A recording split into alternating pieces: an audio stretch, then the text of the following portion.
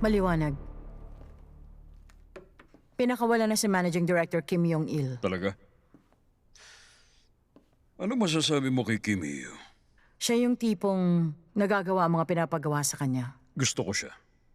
Yung ibang pumupunta, puro angal at reklamo. Puro pangabala para lutasin ang problema nila. Pero si Kim Hyo, hindi ganon. Solusyon ang dala. Sa halip na problema. Pero may bumabagabag sa akin. Wala siyang gusto. Batang prosecutor siya. Karamihan ng kaedad niya walang alam. Sa edad niya, dapat puro siya ambisyon at paghahangad. Graduate siyang top sa klase. Mataas na kalibre ang mga kasong nahawakan niya.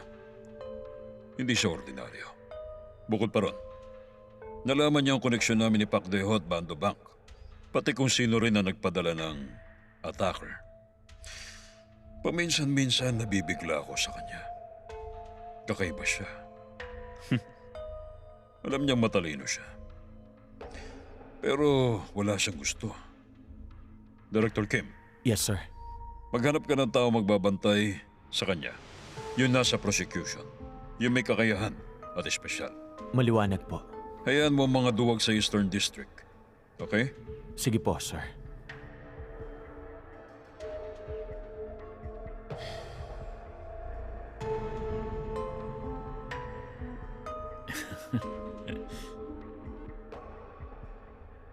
Huwag kang mag-alala sa anak mo. Akong bahala ron.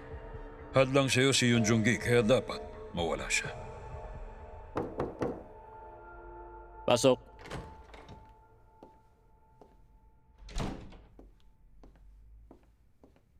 Pinatawag niyo ako, sir? Yung sa Bando Bank. Tama na. Po? Nahuli na sila kaya wala nang point. Sige po, sir. Pero may bago kang target. Walang duda na mahuhuli mo siya. Dalhin mo, si Yoon Jung-ki ng Eastern District. Maliwanag ba? Opo. Ngayon na. Opo.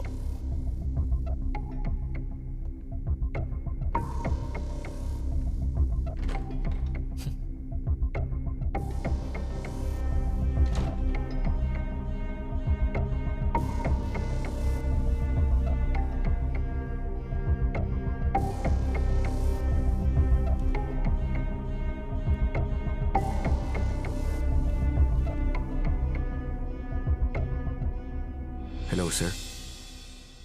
Pabagsakin si Kim Sok-hun. Opo.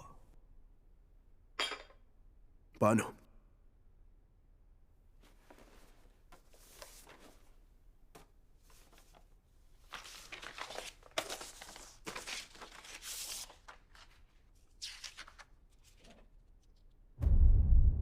Ano naman to?